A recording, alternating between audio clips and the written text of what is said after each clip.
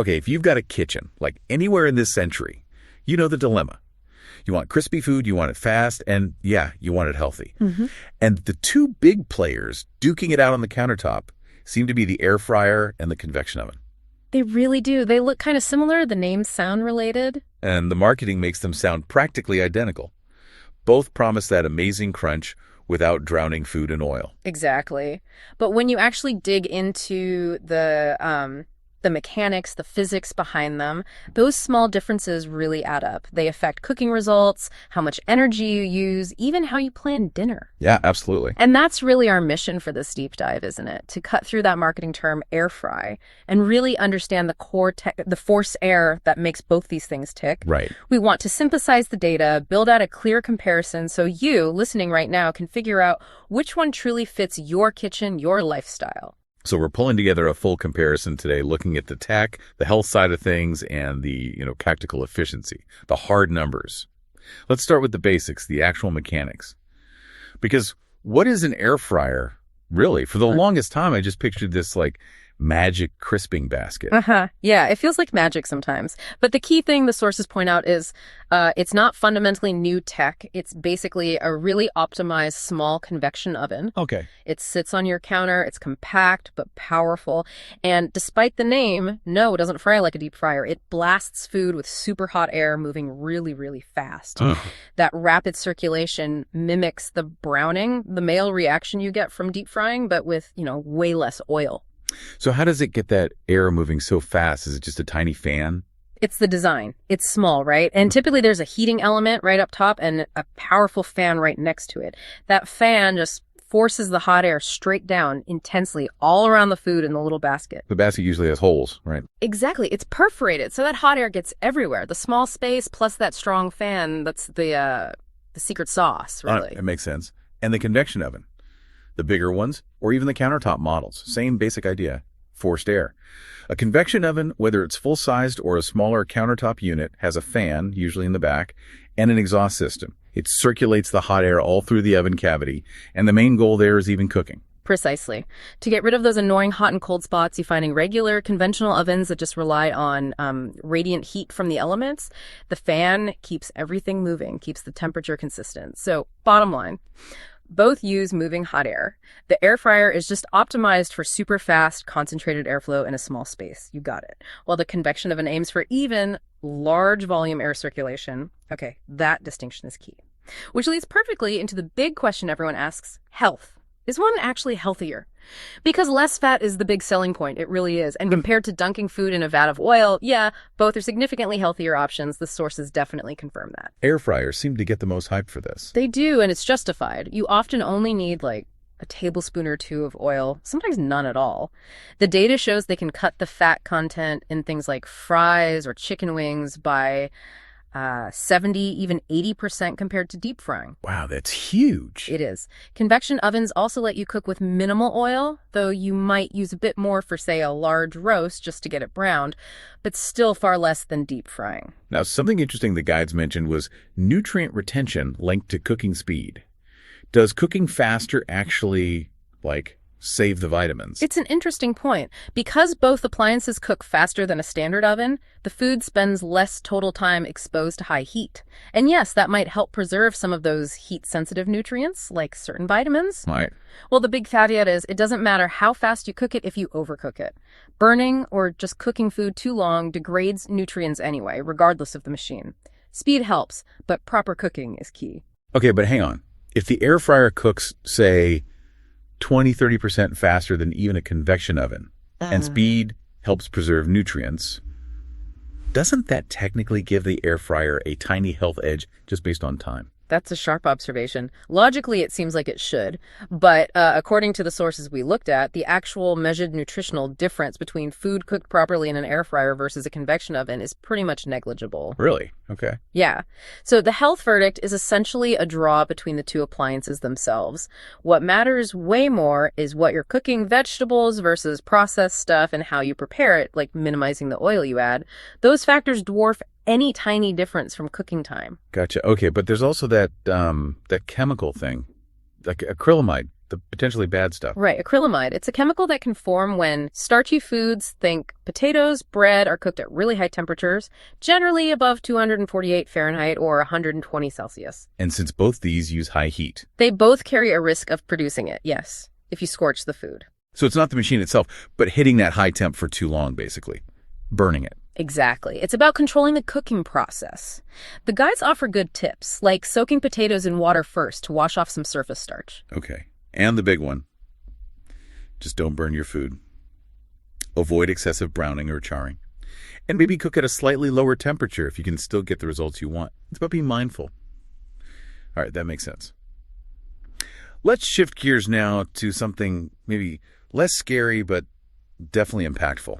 Efficiency. Time and money, essentially. This feels like where the air fryer really shines. Oh, absolutely. For speed, it's hard to beat. Because it's so small, an air fryer preheats incredibly fast. We're talking like 2 or 3 minutes, tops. Wow. And then it cooks things maybe 20 to 30% faster than even a good conventional oven, those chicken wings we mentioned. Maybe 20 minutes in the air fryer versus 40 in the regular oven. That's a huge win on a busy weeknight. Yeah, definitely. The convection oven is faster than a regular oven, but it's still got that preheat time, right? Even the countertop ones. Mm-hmm. Exactly. A full-size convection oven might cook 25% faster than traditional, which is great, but you're still waiting 10, maybe 15 minutes just for it to get up to temperature. So for a quick batch of fries, the air fryer is practically done before the big oven is even ready to go. Pretty much. But maybe even more significant than time is the energy use. Think about your electricity bill. Okay, yeah. Let's talk watts. Air fryers are surprisingly efficient. Most run somewhere between, say, 800 and 1,500 watts. And in terms of actual energy consumed,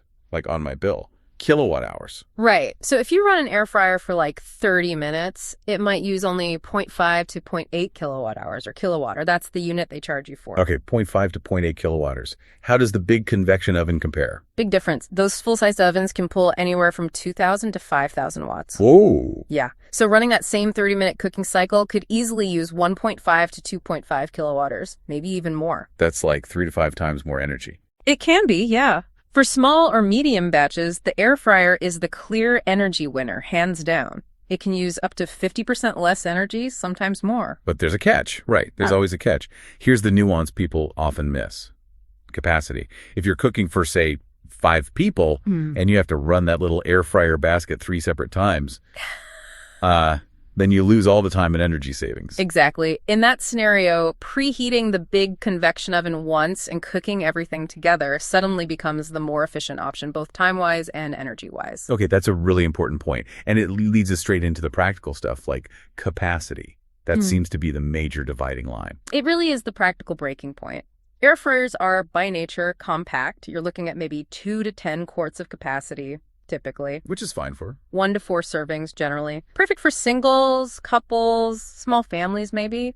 But try to cook dinner for a crowd and you're doing batch after batch after batch. Yeah, that gets old fast.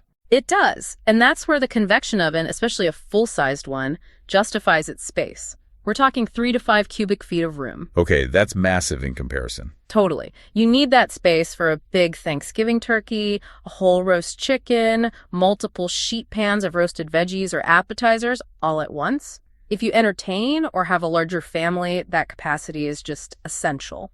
So once you have the right appliance, you need to adjust recipes. Okay. Why do we always have to lower the temperature for convection or air frying? It goes back to that efficient air circulation. That moving hot air transfers heat much more effectively than the still air in a conventional oven. To use the regular recipe temp. You'll likely burn the outside before the inside is cooked through. The heat just hits the surface too hard, too fast. Okay, so what's the rule of thumb? For both? The standard advice across the sources is pretty consistent. Reduce the recipe's recommended temperature by 25 degrees Fahrenheit. That's about 15 Celsius. 25 degrees lower. Got it. Anything else? Yeah, specifically for the air fryer, because it's so fast, you also need to check for doneness earlier. The recommendation is about 20% sooner than the original recipe time suggests. Okay, can you give a quick example? Like roasting vegetables? Sure.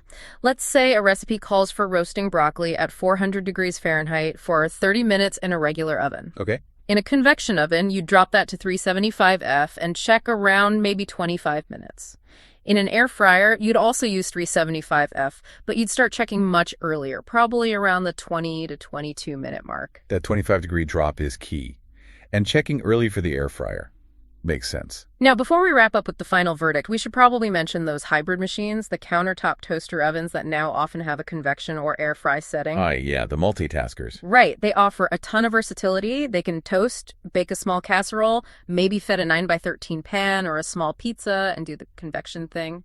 Are they as good as a dedicated air fryer for, like, fries, based on the sources? Generally, no. They're often described as, jack of all trades, master of none. While they're super versatile, a dedicated air fryer with its specific basket design and usually more powerful targeted fan is typically better at achieving that ultimate super crispy texture on things like French fries or chicken wings. So the hybrids are good for general use, reheating, maybe broiling. Exactly. They excel at reheating pizza perfectly. Broiling things, small baking tasks. But for peak crispiness, the dedicated air fryer often wins. All right, decision time. Let's consolidate this into that final matrix for everyone listening. We've hit tech, health, energy, capacity. Let's summarize the air fryer first. Pros and cons. Go. Okay, air fryer pros. Super fast preheat and cooking. Unbeatable crispiness on many foods. Very energy efficient for smaller amounts. Doesn't heat up your whole kitchen. Yeah. Limited capacity. That's the big one. Not great for delicate baking like cakes. Takes up counter space. Can be a bit noisy sometimes. Good summary. Now, the convection oven, thinking mainly full size here, but countertop applies too. Pros. Huge capacity, handles big roasts, turkeys, multiple pans. Better for traditional baking and roasting. Handles family meals easily. More versatile overall for different cooking styles. And the cons. Longer preheat time. Uses significantly more energy per cycle. Definitely heats up the kitchen more. Can be more involved. Clean the large interior. Okay, so boiling it down for you, the listener, the matrix looks like this. Choose an air fryer. If you usually cook for 1 to 4 people. If speed and energy efficiency for those smaller meals are your top priorities. If you want quick weeknight dinners or reheat leftovers, often it's amazing for bringing crispy back to life. Right, like leftover fries or pizza. Perfect for that. And choose a convection oven, Evan. If you're cooking for a larger family, 5 or more, if you do a lot of traditional baking cookies, cakes, bread, or if you often need to cook multiple dishes or very large items at the same time, its capacity is its superpower. So really, it comes down to household size and primary cooking style. Pretty much. And the ideal scenario, if you have the space and budget. Having both. Yeah, the sources seem to agree. Having both gives you the best of both worlds. Use the air fryer for that quick crisping, reheating small sides. Use the convection oven for the big jobs, the baking, the large family meals. Maximum flexibility. Okay, before we finish, let's throw out those crucial practical tips again for the air fryer users. Don't overcrowd the basket. Air needs to flow. Seriously, leave space. Shake it up. Yes, shake the basket or flip the food halfway through cooking for even results. And use parchment paper liners, specifically made for air fryers. Makes cleanup so much easier. Good tip. And for the convection oven crowd. Use baking sheets or pans with low sides whenever possible. Lets the air circulate better. Don't cram pans right next to each other.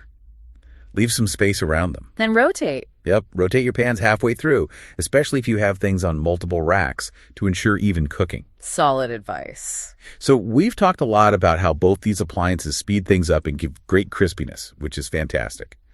But we also noted, remember, that convection heat isn't ideal for delicate things like cakes. Yeah, needs that gentler heat sometimes. Right. So it makes you wonder. This is just a thought to leave you with. Yeah. In this drive for ever faster cooking and maximum crispiness in our kitchens, are we maybe sometimes sacrificing the results we might get from slower, gentler heat for other kinds of cooking? Are we losing some of the art in the pursuit of speed? That's interesting. Something to definitely think about what we gain and what we might lose with these faster methods. Great food for thought. Okay, that's all the time we have for this deep dive. We really hope this helps you navigate the countertop wars and pick the right tool for your kitchen. Happy cooking.